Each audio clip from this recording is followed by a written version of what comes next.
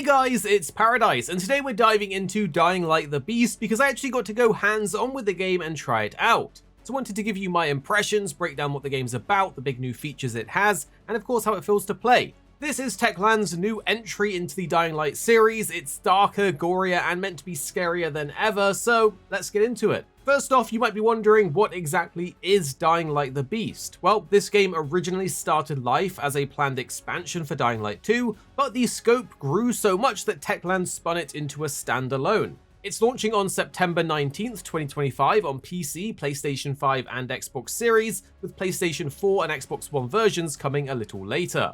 The big hook this time around is that Kyle Crane from the original Dying Light game is back. After being captured and experimented on for years by a twisted scientist called the Baron, Kyle now breaks free, being half man, half monster.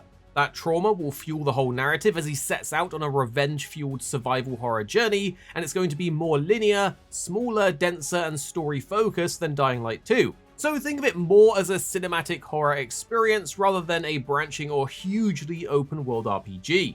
Compared to Dying Light 2, the Beast leans more into its survival horror aspects, with a scarier tone, a new rural setting called Castor Woods, which is inspired by the Swiss Alps, and some fresh mechanics like new beast powers, more brutal physics-driven combat, and the return of drivable vehicles. Now this is pretty exciting for anyone who's a big fan of the original Dying Light, and honestly, having the beast powers has been pretty cool, but we'll get into that soon. Because you see, I got to play a 2-hour sort of vertical slice demo, which had almost no hand-holding, but a good degree of freedom. This preview was a bit different from the Gamescom build that many have played, and here we had a single guided side quest to introduce us to the map a little bit, but then we had full freedom to roam a chunk of the world. It's also worth noting it is still an early build, so things could change in the full release. But it gave us a nice taste of what's coming, and I would review it a bit more in depth on different aspects, but it was very much just a gameplay showcase rather than a story experience, and you pretty much got dropped into the world to go parkour, smash and slice some zombies, and explore. Now the first thing that hit me while I was playing was how physical the melee combat feels now. Every swing of a machete or a blunt weapon generally has more weight behind it, and there's new ragdoll physics that makes fights a bit more messy, but of course in a good way. The gore system is also dialed up, so your slashes will leave wounds on zombies, bones can get exposed, and everything is, well, just a lot more brutal. On top of that, you've got this new beast meter, which was honestly way more fun than I expected. As you deal damage and take damage, it builds up Kyle's meter until he unleashes his beast powers. You see, it's called the Beast because, well, Kyle is the Beast. This is where things get crazy as you rip apart enemies with your bare hands, do a variety of crazy attacks, and basically just become extremely powerful for a short time. Weapons play into this too, and while we did have 17 different weapon types of different rarities available in the demo, the final game will feature over 100 different types. Blades will sever enemy limbs, blunt weapons will knock enemies around, and you've even got ranged options like a straight up grenade launcher, other firearms, a bow, and more. Now, all of these things were fun to try out for a little while, but given the different stats and rarities on them, some of them did simply outshine others in this demo, and I can't wait for the full game to really see what the best options are.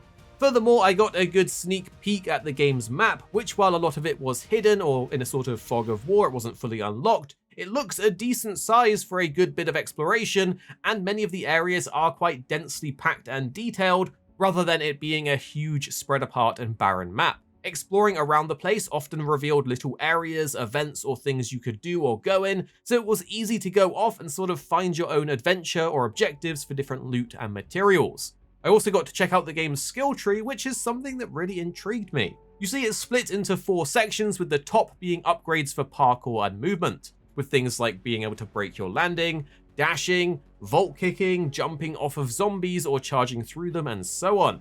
Then you had the left side, which was for combat techniques, with things like the classic drop kick, a charged kick, various bow and firearm upgrades, and even the head stomp that we all know from past games.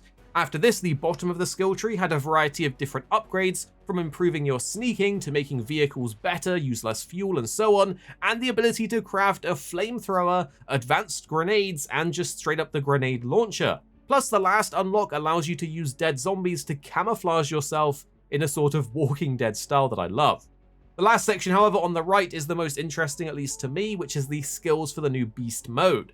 These will make quite a dramatic difference in the new moves or charged attacks that you unlock, giving you access to more control over how you get into beast mode or when you activate it, and plenty more enhancements that once they're all unlocked, will really showcase just how strong this new beast mode can get. So it was pretty cool to see the skill tree, even if this isn't the full thing or if it changes between now and the full release. Now let's talk about traversal, which is still at the heart of Dying Light. The beast this time has a more almost grounded version compared to Dying Light 2. The parkour system has been built with input from freerunner David Bell, and it's more physical with climbing, vaulting, and chaining moves together. It's been a little while since my last playthrough of Dying Light 2, so it's hard to pinpoint the exact changes and how they feel, but I can say it does feel more tactile and a bit less floaty than I remember. I personally never had a huge issue with Dying Light 2 and how they handled parkour, so I'm going to wait for the full game to give proper judgment on this.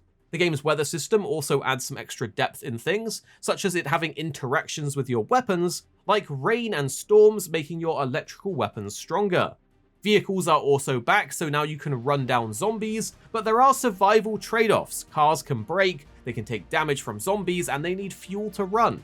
Techland actually said they had their old racing sim programmers work on the driving, which is just pretty cool in of itself. But what about the night? Honestly, this is a big part of Dying Light as a whole, as when the sun sets, you become the prey and the iconic volatiles return. They've now been redesigned to be faster and scarier, and if you've played Dying Light 2 recently, post-story and New Game Plus, these volatiles are pretty insane already.